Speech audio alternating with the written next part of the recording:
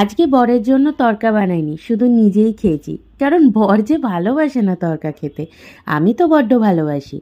সেজন্য বানিয়ে ফেললাম এগ চিকেন তড়কা। প্রথমে সাদা তেলে একটু ডিম ভুজিয়া করে নিলাম। তারপরে সাদা তেলের মধ্যে একটু মাখন দিয়ে আদা আর রসুন কুচি দিলাম। তার মধ্যে পেঁয়াজ কুচানো, কাঁচা লঙ্কা কুচানো, টমেটো কুচানো আর টুকরো করা চিকেনও দিলাম।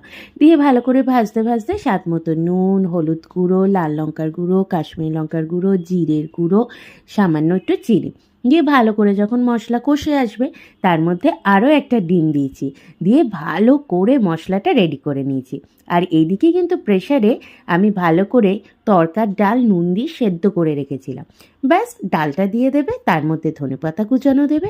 ও কাসুরি মেথি ছাড়া কিন্তু তড়কা অসম্ভব। আর তড়কা মশলাও চাই। ব্যাস, ভালো করে মশলা দিয়ে তৈরি করে ওপর থেকে দেখো ডিম ভুজিয়াটা দিয়ে দিলাম, তড়কা মশলা দিয়েছি আর বেশ করে একটু মাখন।